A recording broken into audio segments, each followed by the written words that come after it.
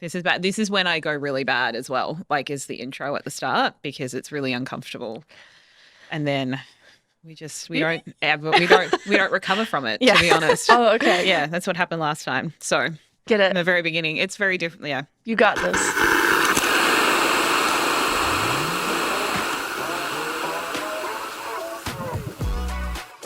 Hello and welcome back to Judge a Book, a podcast by Studio White Noise. Today we are quite literally judging a book by its cover. As designers, we believe what's on the outside that counts, and what's the point in buying a book if you can't display it pretty on your coffee table or on your bookshelf for everyone to see, but never read.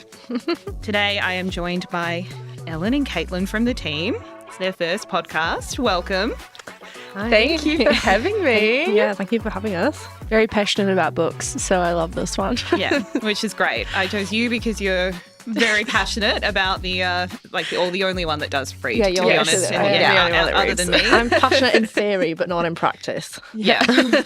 One of the first questions I actually had, because I think designers and people who are creative, it starts off when they're children.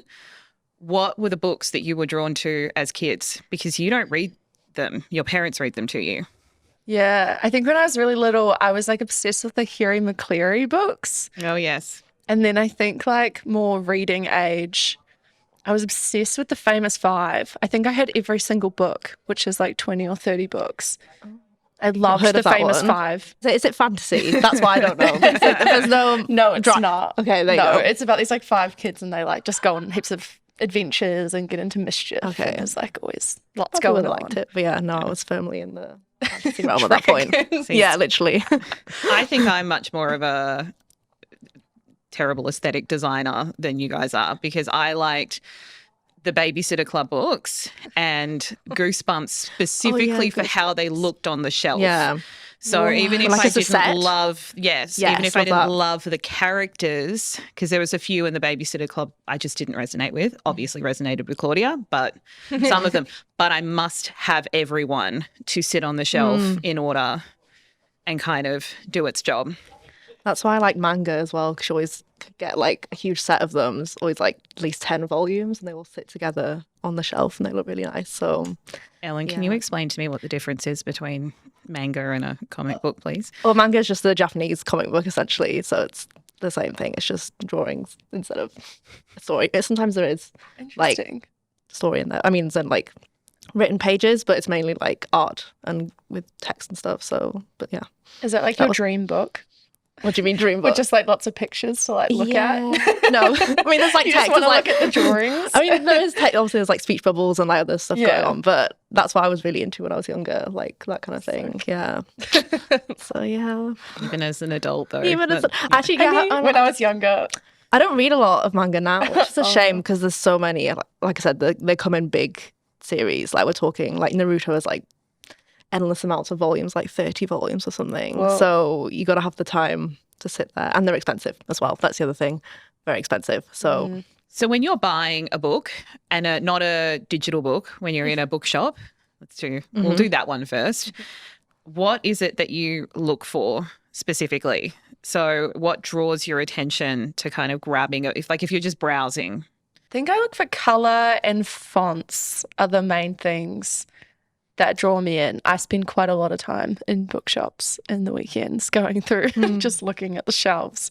And I think it's like nice fonts, like nothing too like cheesy or like just too intense, and colors, but nice colors, like nice pastels or like aesthetic nice colors. Like I hate books that are like super bright, but like it just looks like chaos and it doesn't look nicely, doesn't like look good together. And then I'll read the synopsis and then I'll decide if I like it or not. I feel like for me, if I'm going into a shop to buy something, someone's told me to go buy it. So I'm not really choosing it based on the cover. I kind of already know, but I think I would look for things that stand out next to other books maybe.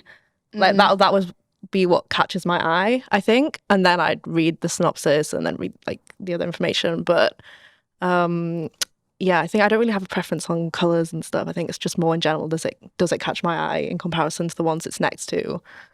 So yeah. Have you ever bought a book just because of the cover? Yes, once in recent memory. But then the topic was it was dragons. It was fairy tale creatures. It was in Ireland, but the book was really nice. So yeah. Yeah, I definitely have. Yeah. I bought quite a few because I think the cover looks really nice. But I usually try and convince myself I'll read it, and then it's the book I never Just reach sits for there. it because I didn't buy it because I wanted I know, that's to the- read that's the the story. thing. So then I'm like, oh, I really did just buy that Yeah. to look at the cover. Yeah. We have way too many architecture books in our house just because of how they look. Also because my partner early on told me he liked brutalist architecture. Which was a lie. And well, he does like it, but it's not, Not that his, much. his interest is not as avid as he Okay. made out when we first started dating. And so I would buy him like books that I saw that were based on architecture. And I was like, oh, that looks like a, Frank Lloyd Wright building. That's cute. Like I'll buy that book for him. And now we have, I think, maybe a good solid 40 over the course of our relationship that he's not looked at one time. Just because he made like a passing throwaway comment where he was like architect, but we look really well read. Yeah. It's like we've got It looks architecture nice. books and then we have like some really nice aesthetically pleasing cookbooks in the kitchen and that looks like what we do. And then my trash gets kind of hidden elsewhere, The hidden bookshop. to be honest. Novels. Yeah. With the rise of the, I guess, like the Kindle and audiobook and everything, I mean, it seems to make no difference. You mentioned before we started, Caitlin, that your Kindle, the cover is in black and white. So True. we can touch on whether or not that actually kind of makes your decision seamless or not. But do you think it's more important or less with it all being online now? I mean, I still think it's important. Like, even because, like, obviously once it gets to my Kindle, it's like only in black and white, but I usually buy it like on the Amazon store where you can buy the Kindle books and they're all like in color. So I'm still judging the covers. Or I like might see a book, like it might be on my like Goodreads to read, and then I'll go onto Amazon and search for that book. So I might make my decision on what book I want to read next on like Goodreads where I can see all the covers, and then I jump into Amazon. Yeah. Or I see it in a bookshop and then I go and buy it on Kindle, but I saw it in a bookshop and was like, that was a cute cover I noticed, and then I wanted to read the story. So I still think it's like very important personally. I think it's interesting how they have to work at all these different sizes, like really small in the Amazon storefront, in black and white as well, and like all over TikTok as well, people doing their videos with like all these books and stuff. They have to, all these covers have to kind of like work or at least catch people's eye, all these different kind of sizes and formats. Whereas, before I guess it was just in person in a bookshop. I was looking at one like mine the other day because I will read them. I don't have a Kindle because I refuse to have like another device, but I read them on my phone. Because I'm old apparently, but I read them on my phone and then have real life books. But I was going through like my library on my phone, and there seems to be kind of like a graphic device that every like genre uses to indicate what kind of book it is. So like sad, dramatic, traumatized women drama / thriller always includes like a dead, broken, smashed flower. Oh. Like that's what the covers include and look like. It's always kind of like, so you always see it like clustered I've together. seen some of Yes, those. when you see them all as a group, you're like, oh. It's all clustered. Yeah. And then when you look at like men, detective, again, traumatic, brooding past, they're always out in like aggressive nature. Yeah. So like there's waves or like the ocean or like bushland or something. But then that's how you're like, oh, okay, well, that's going to be like a crime thriller. Yeah, that is interesting. I think I kind of hate it though, that it's like such a thing that like, that like even like using the broken flowers in a broken vase like example. I kind of hate that that's all the same. And then when you put it together, it's like, oh, like every single like publisher, like person who's doing the design, it's just like, oh, this book is about this. I'm just going to put this here. And there's no like. Yeah. But then Doesn't is seem it very- false advertising though? Because the one you just described, it sounds like the cover does Well, not. that one was false advertising, Yeah. but all of the others tend Yeah. to To kind be- of ring true. Yeah. But then is it like just annoying because we're designers and we're like, I'll try and do something different? Or is it actually kind of a key indicator on these really small formats that let you kind of know, let the audience know.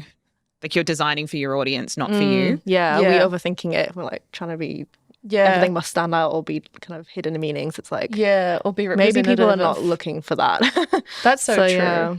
Yeah, I mean, it probably is that just I think about it more because I'm like, come on, like, it's true. Something different. Yeah. So I thought what we could do today would be to look at books that we brought in to judge and ascertain whether or not we think the contents matches the cover. Caitlin, what book have you brought in for us to judge? So the book I've chosen is a digital book that I brought in. It's called The Paper Palace. On the cover, it's got the Paper Palace in like a really fine font, really massive, covering like over half the cover.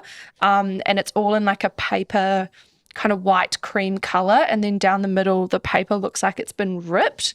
And then where the rip is, you can see in the ocean and a woman like swimming in like a very still ocean, like looking out to the side. Ellen, have you read this book? No, I haven't. Okay. I've never heard of it. I haven't read it either. I think I have like some knowledge on what this is about, but I haven't read it. What do you think it's about, Ellen, based on the cover?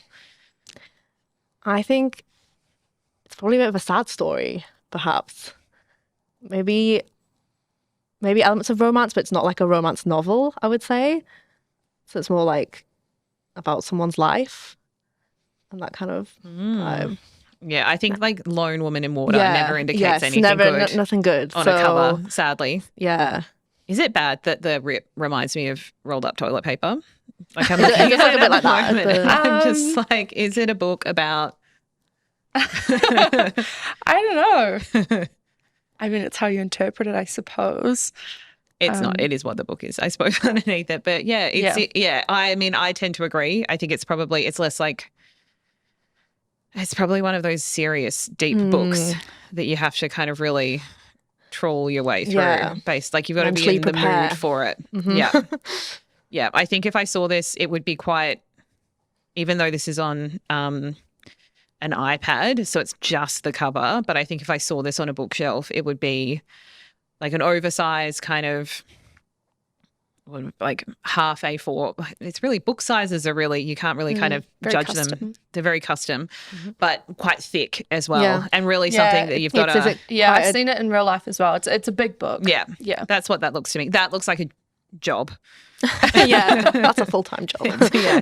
I would be, I'd have to be in the mood for reading that one, I would believe say. it's like 600 pages, actually. It's a very big book. The thickness. I can visualize the thickness of the book. Yeah. So what is it about? So I actually read this book in like probably less than a week.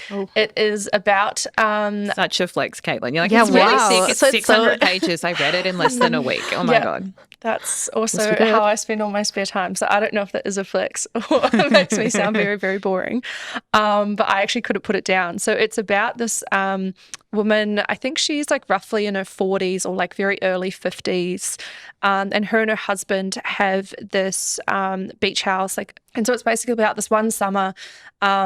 And she just goes through a lot of big life changes. It is very romancy. I don't know what more to say without like kind of giving away the plot. But actually, to be fair, that's the trick. We don't do spoilers here. Yeah, exactly. I don't want to spoil it. But also like the biggest spoiler probably happens in like the first chapter of the book, which is like insane. But yeah, the whole book you're trying to figure out, won't she, what's she going to do? Essentially, is she going to stay with her husband or is she just going to blow up her whole family and go away? And the whole book, you're like, what's going to happen? Like, really, really good. And like the very end was like a big like, oh my God. Yeah. Yeah. So I think the cover, I think represents the plot of the book because it's really the paper like of the entire cover is like representative of the house, which is like the Paper Palace. It's like their beach house. It's like a huge part of her life and like their life. And then the rip in it is kind of like the rip in her life and her family.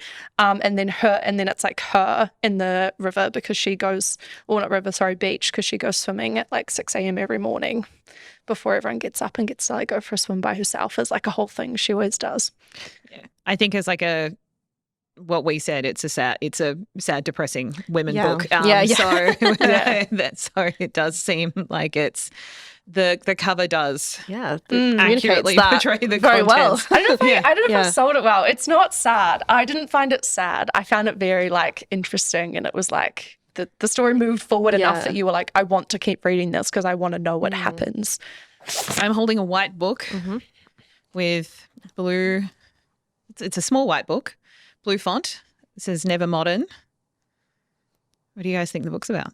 I'm getting like non-fiction vibes from it. Like I don't think it's fiction, but lovely font. I mean, it's very nice to look at. It's super clean, so that makes me feel like it's not fiction because, as we've discussed, all fiction books have pretty generic themes and motives. There's always some and other things they element use. in there, I'd say. Yeah. In addition to the typography, it's always another giveaway for the plot. But yeah, I definitely getting non-fiction. Okay, But I feel like I'm wrong. Yeah, I'm wrong. I'm interested. But like, though. yeah, no, definitely. If it is fiction, then it's done something different, which I think is interesting. Yeah. Yeah, I'll But, buy that if it's fiction. It's for not sure. fiction. It Okay, is so- in fact. so yeah, It's a There you go. non-fiction book. We know by now that everything's the same. But it's this is actually an architecture book. Yeah, not what I expected. So. No, it's not, and which is probably why the font's really nice, Yeah. to be honest. Got But some it's not like an oversized picture book. It's very kind of clean.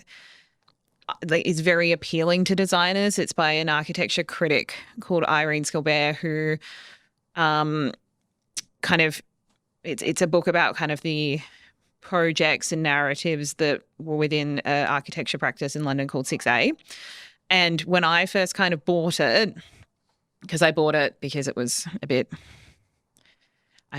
a bit pretentious. You have it there and people are like, what's that about? So you really enjoy kind of having that. But it's actually quite, you'd think that it would be an architecture book you think would be full of pictures. There are pictures, but they're all black and white.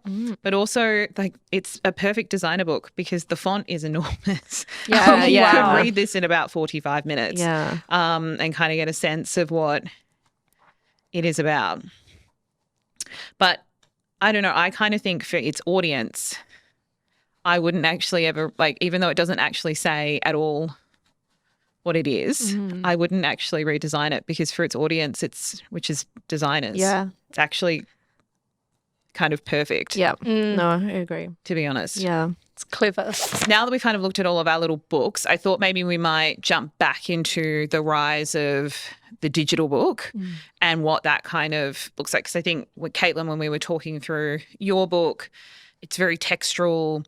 It is very much kind of like we started to describe its physicality in a bookshop as opposed to what it actually looks like in a Kindle. We were like, we could imagine it being like this. Do we think it's becoming more and more important to design for digital covers than for, like, is a printed book really kind of the design of that a luxury rather than kind of something that is what we have to kind of do to sell books in bookshops? Yeah, I think that the design on digital books is like so important, and that when people are designing book covers, it has to translate because there's so much of the market, and like, I mean, even being on like Book Talk and everything, Yeah. like everyone reads on Kindles and books in real life. And very often, a lot of people I know that read books or I see on like TikTok or Instagram might buy the book on Kindle. Actually, I do this as well. Might buy the book on Kindle, read it, and then if they really love it, then go and buy the hardcover. And I've done this for a few books that I've read on Kindle and just absolutely loved. I have then been like, oh, okay, so I actually really love this book. I'm going to go own it and then like go and actually buy the physical book, but only for books I really like. So you don't think that you own the book if you've bought it digitally? No, In a way, yeah. because it's like, Doesn't feel in that. the cloud. It's like it's not a book in your bookshelf. So, and obviously they're so much cheaper and easier to buy, and like even things like obviously I have a Kindle, but I also like read books on my iPad sometimes, which I have for like work as well. So it's like you can read Kindle books on your phone, which everyone has a phone. So then everyone has access to cheap books without having to go and then pay extra for a Kindle sort of thing. Going like under the cover of the book, so to speak, are they easier to read than a physical book? Yes, I think so. I think I don't know what it is. I think it's so much easier because the pages are shorter as well. So I think that sometimes makes you feel like the subtle cue of like being able to flip the page. You get it more often. So you feel like you're going faster. And then because you feel like you're moving through a book faster, you do move through a book faster. I probably need to like actually see what that thing is in psychology, but I'm pretty sure that something. There's something in there about like the fact that competitive with your book. Is that what you? Yeah, a little bit. And then I think books are becoming more like trying to get you to like it's like almost kind of slightly off topic, but like I think books are more similar to like Netflix TV shows nowadays, where the end of one chapter is like something really dramatic will happen. So then you start the next chapter and then it'll like kind of lull. And then at the end of each chapter, there's always like something to make you keep reading. And I think when you're on like a Kindle, it's like easy to hold, easy to like read. It's not like I could hold my Kindle in one hand and be doing other things in another hand, or like holding a drink, or I don't know, lots of things, I suppose. I think the design of the digital cover as well, looking at the Paper Palace cover that you have on your iPad versus the other books that we kind of have that are more physical in front of us, there's a lot more to have to fit on that cover as well. So the design feels a bit more kind of compressed, because I don't think there's no back of cover. So you can't go and read the blurb on the back. You kind of have to absorb it That's true. in the one hit. Definitely. And kind of get the understanding of what the book is about from that, as opposed to, so in a way, the design of that cover is far more important than the design of any of the other ones that we've talked about, because you can't flip it over and get the tactility of it. It's got to draw you in. Yeah. And the like blurbs from other like the reviews, they have to like fit on here with which they can't put on the other. Although I think the Paper Palace, I think, is a really good example of it looks really good in real life as well, because I've seen the real book. I actually have considered buying it because I really like this book. But in real life, the design translates really well somehow. They've done a very good job. Does it have any like extra finishes to it, like with the rip or anything, or is there any kind of, you know how this has got like the, like, is there anything extra on the real life book? I think it's a soft cover. Yeah. And I'm pretty sure the rip, like the blue where you can actually see like the sky and it's like more actual picture of a real woman. It's not an illustration. It's like in a smooth stock. Oh, whereas like the rest of it's like more paper-like, which is quite interesting. Yeah. And it highlights the kind of like there's a rip in the paper and you're seeing what's behind it. So you get more of the embellishment rather than... I also think you've got to compete more. You're going up against hundreds of thousands of books on a website as opposed to a couple of or 24 in a bookshop on a shelf. Next to each other, You're really racing through it. Like in order, like if you're scrolling to buy a book, you've really got to have something that really, really, really stands out to you. Yeah, you don't have long to get someone's attention for them to like actually click into the book to read the synopsis, because you have to like click to the individual book page to actually read the synopsis and scroll down, etc. Like there's a lot more that a user has to do rather than when you're in a bookshop and you just like one hand movement, you get to read if that makes sense. Sure does. But yeah, I do think the rise of digital books is huge. Although I will say that I do think most people that I know of anyway still read like ebooks and actual hardcover books as well. I don't know anyone that's like, no, I only read ebooks now. Because I think generally people that read ebooks are people that like reading. So like have the nostalgia of like, oh, you know, like reading an actual book and flipping the pages. So maybe it would be very interesting in like 10, 20 years to see how Alpha Gen enjoy to read their books, like what their preferences, like maybe if they grow up reading on an iPad or a tablet, they might then, as adults, they don't have like the nostalgia of being a teenager and like reading a book, or like they don't. But they still like the aesthetics of a book and like a bookshelf, I feel. Yeah, maybe. That whole thing, having that in your room, when you're in your house, like I feel like that's part of it. Because it's even if you're not reading them, they're there and people can look at them. So yeah, it'll be interesting to see like what happens in the future. Like if people will still like books, or if hardcover books will become like the collector's items where I've seen a few, like even like the Fourth Wing series, they do I've seen like the really like iconic collector's items, and they're all hardcover, and the like the spine, like the front kind of, I don't know what, that's not the spine, but the pages all has like painting in it. Yeah. And when you line the books up next to each other, you can like see a full painting. Like it's like, that's I love that so kind of thing. much. It's so cool. But then I think most people buy the book on Kindle first and then go and buy a collector's item, because also I guess a lot of books, especially from like Book Talk and like people getting really hyped up about like certain releases, if you, and I've done this as well, you can like do like the pre-sale book and like pre-buy it, and then the second the book's released, it gets delivered to your Kindle. You don't have to like go out to the shop at midnight and line those up are the days. to like, you know, like Harry Potter and the spoilers. Deathly Hallows, like outside. I know, like that was an era. Yeah, which I think that was a thing for Iron Flame, the second book in Fourth Wing. Apparently it was the first time bookstores in the US opened at midnight for a book release since Harry Potter and the Deathly Hallows, because so many people were like, I need the book. Yeah. But like I got like, for example, I got like Iron Flame just delivered to my Kindle, so I could just read it the first day it came out without having to go out of my way. I think that's another podcast, all of the sad things we miss as we get older. Yeah. Very true. Great. Well, thank you both so much for coming on and bringing your varying degree of different books. I think for me, the conversation is that the rise of kind of digital books and audiobooks is definitely, a cover is even more important than kind of the contents and what sits beneath it, because that out of hundreds of thousands of books, you kind of have to grasp it and pick one. So cover design, which is great for designers, because we can really great. We'll just continue to push what we do for work. We love book covers. We love books. We love designing books and beautiful publications. So be that brochure, brand book, recipe book. We'd love to work on any books that anyone has out there. Just a cheeky plug. So get in touch with us at hi@whitenoise.com.au or stalk us on our Instagram at Studio White Noise. Thank you so much, guys. Thanks for having us. Thank you.